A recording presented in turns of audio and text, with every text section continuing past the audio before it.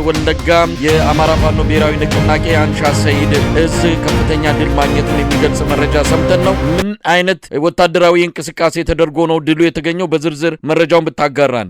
የአማራ ፋኖ ብሔራዊ ንቅናቄ ወለጋ ቢዛሞ ቀጠና የአንሻ ሰይድ እዝ ዛሬ ባደረገው አውደ ውጊያ በጣም አስደሳች የሆኑና ታላላቅ ጀብዶችን ፈጽሟል። ትናንትና ከትናንት በስቲያ ሰሞኑን በነበረው ነባራዊ ሁኔታ የጥላት ኃይል በጥምር መምጣቱ ይታወቃል። ትናንት ጀንበር የገላገለው አውደ ውጊያ እንደነበረ ይታወቃል። ዛሬ ግን ያን የተከበበውን ጥላት ለማስመለጥ ተጊዳ አያና 28 መኪና የተንቀሳቀሰ ሲሆን ያገዛዙ ኃይል ጭኖ ከቁስለኛ እና ከአስክሬን ላይ ያነሳውን መሳሪያ በመጫን ያን የታፈነ ኃይል ሙሉ በሙሉ ወደ አንገርጉተን ከተማ ለማስመለጥ በሚሞክር ሰዓት ልዩ ቦታዋ አንበሳ ተራራ የምትባል ማድረግ የአንሻ ሰይድ እዝ ክፍለ ጦሮች በተናበበ ሶስቱ ክፍለ ጦሮች በተናበበ መልኩ አንጸባራቂም ድል ተቀዳጅተዋል። ጌጤ ግርማ በረቁ ክፍለ ጦር፣ አንገርጉተን ክፍለ ጦርና ታፈራ ለሙሳተነው ክፍለ ጦር ዛሬ አስደናቂ ድልን ተቀዳጅተዋል። 28 ተሽከርካሪ ይዞ በመጣ ሰዓት በደፈጣ በማስገባት ሰፊ የሆነ አውደ ውጊያ በማድረግ ሙሉ በሙሉ 28ቱን መደምሰስ ተችሏል። ከነዛም አራቱ ያመለጠ ሲሆን ሌላው 24ቱም የጥላት ኃይል ጭኖ የመጣው መኪና ሙሉ ወደ ፋኖ ገቢ ተደርጓል። የሚጠቅሙትን መኪኖችና ፓትሮሎችን ጨምሮ ለትራንስፖርትና አንዳንድ አገልግሎት የሚውሉትን በማውጣት ቀሪውን ደግሞ ሙሉ በሙሉ ከነጥላት መደምሰስ ተችሏል ማለት ነው። የጥላት ኃይል ከማህበረሰቡም እንዲሁ ከእያንዳንድ ቦታ የተወጣጡትን ንብረቶች ወደ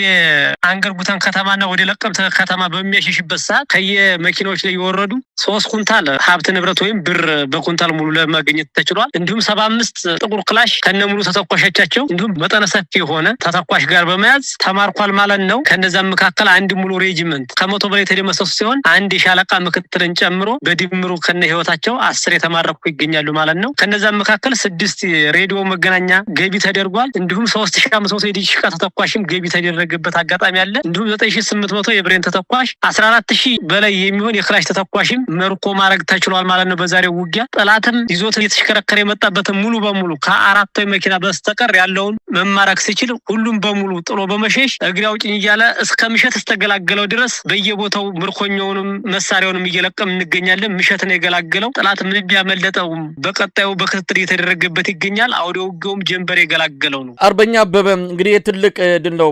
አንዳንድ ቪዲዮዎች እየወጡ ነው። የተሳተፉ አካላት አሉ። ካገዛዙ በኩል የሰማ ነው የገዳ ኮማንዶ፣ ጋጀና ሲርና፣ ኤርጴ ሎሌ፣ አድማ በታኝ፣ ልዩ ኃይል፣ ሚሊሻ እነዚህ ሁሉ በአገዛዙ የሚታዘዙና የሚሰማሩ ኃይሎችን ነው እንደገጠማችሁ የሚነገረው። ምናልባት በአሁኑ ሰዓት በምን ሁኔታ ላይ ነው ያለው? አሁንም ውጊያው እንዳልቆመ የሚገልጹ ነገሮችን በተለያየ የሚዲያ መድረኮች እየሰማው ነው ያለውትና አሁንም ውጊያው ቀጥሏል ማለት ነው? አዎ ውጊያው እንደቀጠለ ነው። እንዳጠቃላይ ትናንት ፈንዲቃ የምትባለው አካባቢ ላይ የነበረውን ተነቅንቅና ውጊያ ቀኑን በሙሉ የፈጀ አሁን ስማቸውን የተጠቀሱት በሙሉ ገዳ ኮማንዶ፣ ኤርጴ ሎላ፣ ጋቸና ሲርና አድማ በትን እንዲሁም የኦሮሚያ ልዩ ኃይል በጥምር እንዲሁም ያገዛዙ ሰራዊት በመሆን ትናንት ጀንበር የገላገለው መሆኑ ይታወቃል። ዛሬ የሚሆን ተብሎ ኃይል ተጨምሮ ያንን የፋኖ ምት መቋቋም ያቃተው ኃይል ወደ ኋላ ወደ አንገርጉተን ከተማ ለመውጣት ሲል የሚያደርገው ቅድመ ሁኔታ 28 ተጨማሪ መኪና የሰው ኃይል በተሽከርካሪ በማድረግ መንገድ ጠረጋና ወደፊት የማስመለጥ ስራ ለመስራት በተሞከረ ሰዓት ነው ወደዛ ወደ ከተማውም ሳይገቡ የቀሩበት አጋጣሚ የተፈጠረውና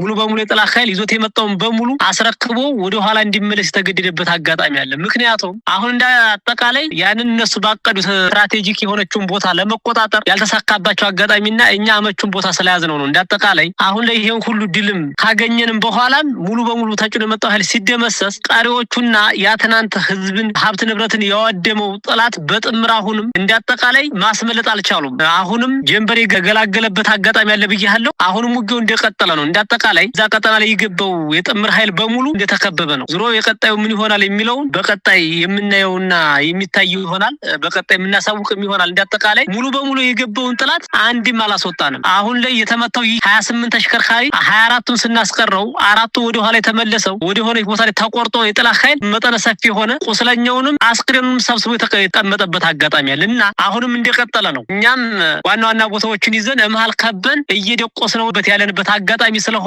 አሁንም ያ የጥምሩ ኃይልና ያገዛዙ ሰራዊት ወደ ኋላም አራቷን መኪና ይዞ ቢመለስም ሙሉ በሙሉ አሁንም ተከበባ ያልወጣበትና ተከበባ ቀለበት ውስጥ ያለበት አጋጣሚና ተከቦም ያለ ኃይል ነው። አሁን ላይ ወጥቷል ማለት የማይቻልም ይቀጥላል ነው በቃ። አሁን እንዳጠቃላይ ዛሬም ጀንበር ምሽት ነው የገላገለው፣ ነገም በዚህ ሰው ልክ ነው የሚቀጥለው። ተስማምቶ በሚኖርበት ሰዓት ለየት ባለ መልኩ እርምጃ እየተወሰደባቸው ስለሆነ የኦሮሞ ማህበረሰብ ከጥቃቱ ሰለባ ነፃ ለመሆን ሲባል በራሳቸው ጥምር ኃይል በኦሮሚያ ክልል ጥምር ኃይልና በአገዛዙ ሰራዊት ፍራቻ ምክንያት ብቻ ቤታቸውና ንብረታቸውን ለቀው ይሄዱ ነው ያሉት። አሁን ላይ በጣም ነው ነው ማመሰግነው አርበኛ አበበ። በወለጋ ያለውን ወቅታዊ ሁኔታ በተመለከተ መረጃዎችን በየጊዜው ያቀበላችሁ ነው። ሁኔታውን ሂደቱን ተከትለን ደግሞ ዳግም እንደምንገናኝ ተስፋ አድርጋለሁ። የወለጋ ቢዛሞ ቀጠና የአንሻ ሰይድ እዝ ምክትል የህዝብ ግንኙነት ኃላፊ አርበኛ አበበ አብርሃም ከልብ ነው ማመሰግነው። እናመሰግናለን መሰለኝ።